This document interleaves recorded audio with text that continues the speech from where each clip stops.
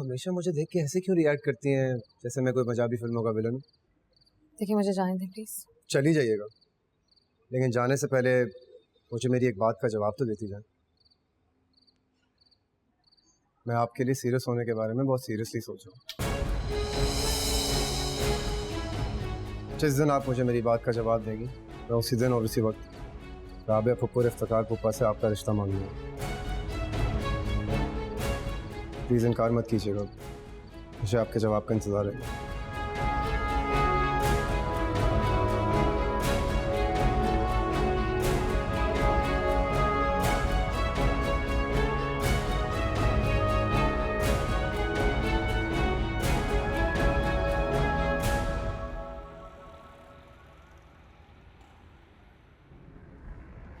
अच्छा ना था बिंदा का हस्बैंड? हाँ बहुत अच्छा। पता है हमारी शादी के बाद भी तुम्हारे दोस्त और मेरे दोस्त हैं हमें ऐसे डिनर्स पर इनवाइट करेंगे। मजा आता है ना ऐसे डिनर्स पर? हाँ आता तो है। फिर तुम्हारे दोस्त तुमसे मेरे बारे में और मेरी दोस्त मुझसे तुम्हारे बारे में बातें करेंगी। शादी के बाद नॉर्मली ऐसा ही होता है। वैसे ताबिंदा ने मुझसे आज पूछ भी लिया। क्या क्या पूछ रही थी? यही कि हमारी शादी कब हो रही है। एक तो मुझे समझ में नहीं आता कि लोगों के पास कोई और करने को सवाल नहीं होता क्या? जब मिलते हैं जहाँ मिलते हैं बस यही पूछते हैं कब शादी हो रही है, कब शादी हो रही है। और स्पेशली वो जिनकी शादी हो चुकी होती है पीछे पड़े रहते हैं दूसरे के। I don't know, I think ठीक ही करते हैं। वो कैसे? देखो एक सर्टेन एज पर आके तो हम सबने शादी करनी है ना, तो फिर इससे बेहतर है कि जल्दी हो जाए।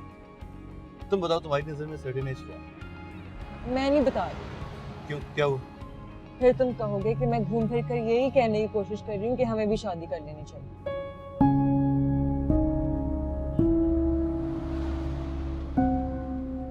अरे मेरी बात सुन, हमने एक ना एक दिन शादी करनी है ना, करनी है कि नहीं? तो फिर I know Jamir, I know, मुझे उस दिन का इंतजार है।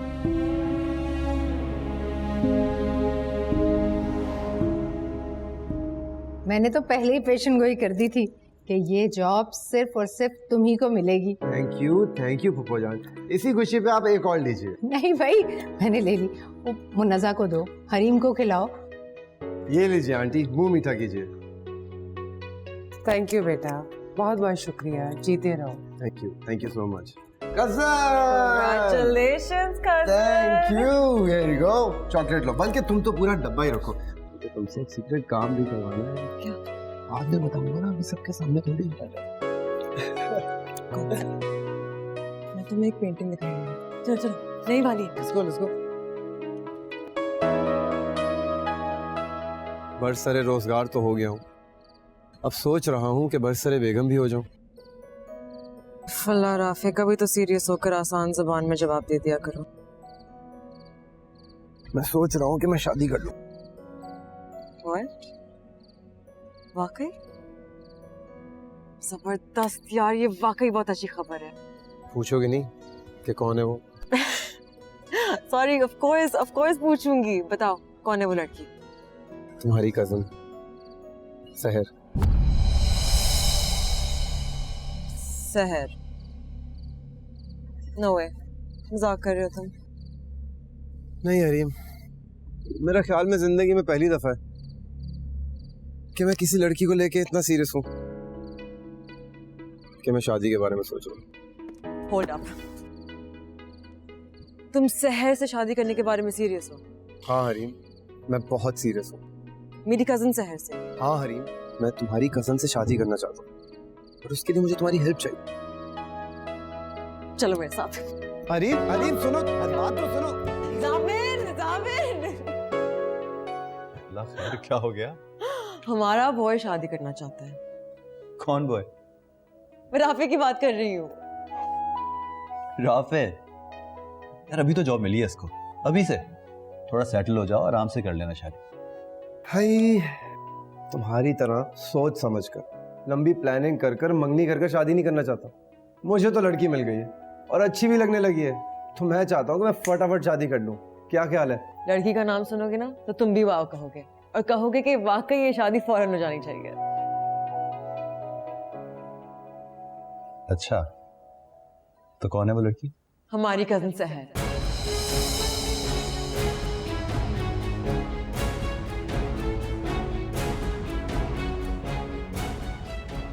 लेकिन प्रॉब्लम ये है कि सहर ने अभी तक हाँ नहीं की। मानो या ना मानो, वो बेचारी इस बात को लेकर डर गई होगी कि राफे मम्मा का भतीजा है, और जब मम्मा को ये बात पता चलेगी तो पता नहीं सहर का क्या होगा। सुनो, फुप्पू की तुम टेंशन ना लो, उन्हें तो मैं चुटकियों में मना लूंगा। तो जामिन, हमें 2 काम करने हैं। कौन से काम? पहले हम दोनों सहर को मनाएंगे और फिर मम्मा को। यार सामने भाई, तुम मेरी साइड से मेरा वकील बन जाना। मैं तुम्हारी कजन को बहुत खुश रखूंगा। मैं उससे बहुत प्यार करने लगा हूं। प्लीज। पता है, मैं सहर के लिए बहुत खुश हूँ। आई थिंक कि राफे और सहर एक साथ बहुत अच्छे लगेंगे, है ना जामिन?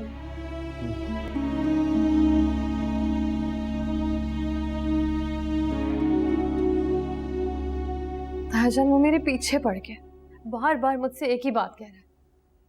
मैंने उससे सख्ती से भी बात की है, मगर वो बाज ही नहीं आ रहा। कहता है कि बड़े ताया और ताई से मेरा रिश्ता मांगना चाहता है। खुदा का वास्ता है तायाजान, आप कुछ करें। तायाजान, आप किसी भी तरह उसे रोक लें, मना करें उसे, प्लीज तायाजान।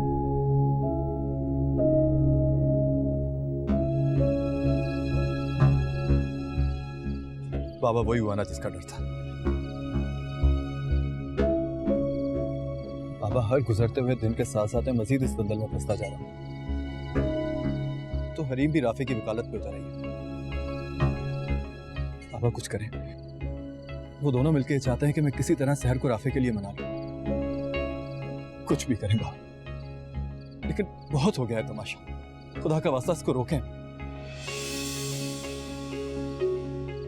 क्या हुआ है? सब खैरियत तो है ना? वकार, सामिन, जी मां। कोई बात हुई है क्या? मुनेज़ा, तुम्हारा शक बिल्कुल दुरुस्त था।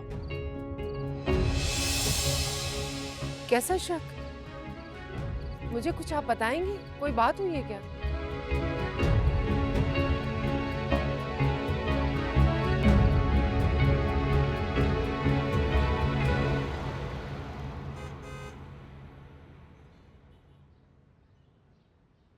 भाभी जान, मुझे आपसे बात करनी है। अरे अच्छा हुआ तुम आ गई।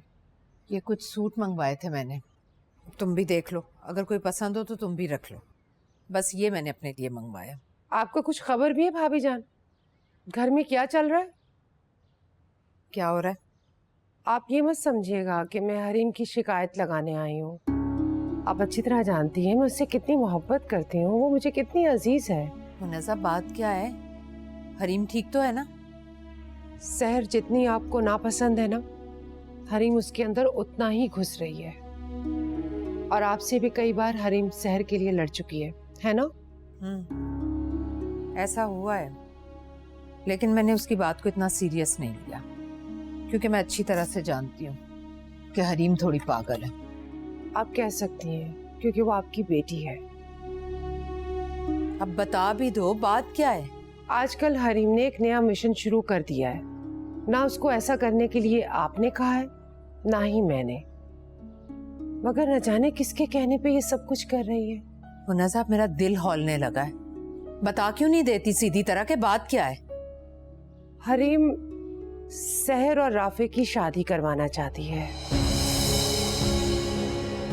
और इसी सिलसिले में वो अंदर बैठे मीटिंग कर रहे हैं।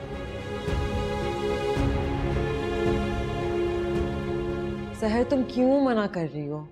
राफे इतना अच्छा लड़का है, खूबसूरत है, हैंडसम है, और अब तो इसकी इतनी अच्छी जॉब भी लग गई है। देखो, वो तुम्हें बहुत खुश रखेगा,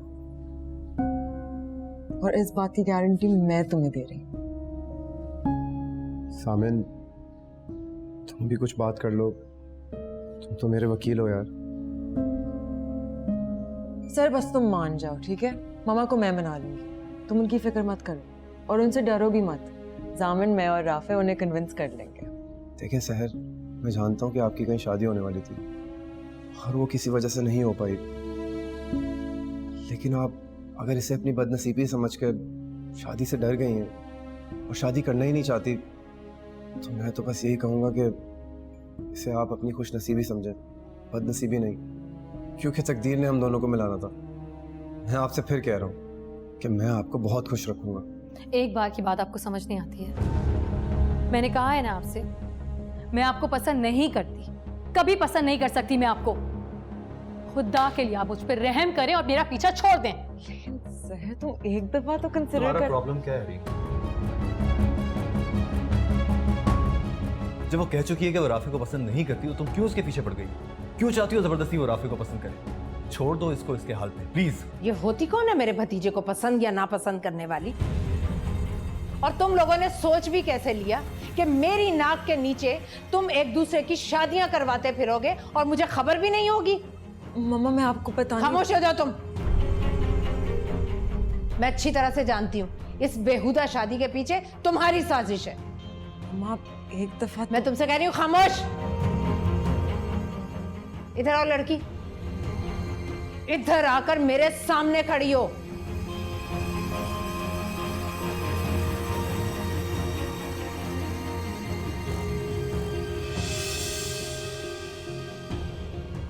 ये कौन है? मेरा भतीजा है ये। कौन है? मेरा भतीजा।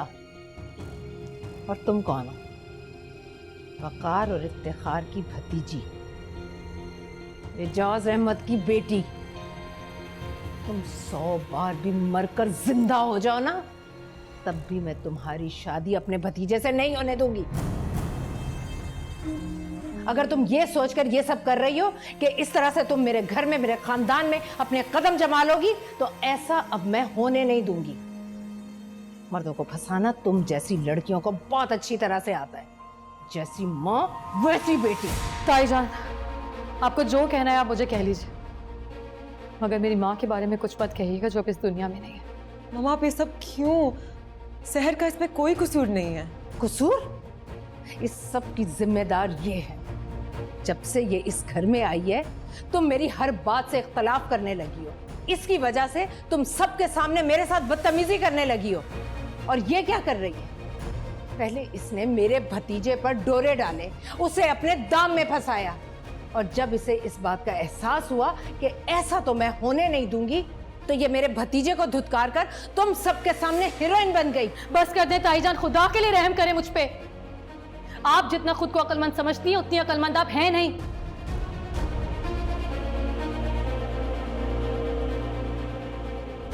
आपको बस मुझे बेइज्जत करने का, मुझे नीचा दिखाने का बहाना चाहिए होता है। और मुझे अगर ये सब कुछ करना होता ना, तो मैं बहुत पहले कर चुकी होती। अभी आपके सामने खड़ी होकर जलील नहीं हो रही होती मैं। बदतमीजी कर रही है मेरे सामने, ज़ुबान चला रही है।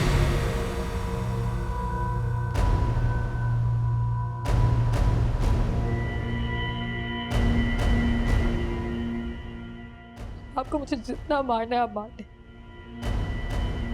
लेकिन अपने माँ बाप के बारे में एक लफ्ज मैं नहीं सुनूंगी, कभी नहीं सुनूंगी। ज़बान दराजी करती हो मेरे सामने तुम? ज़बान दराज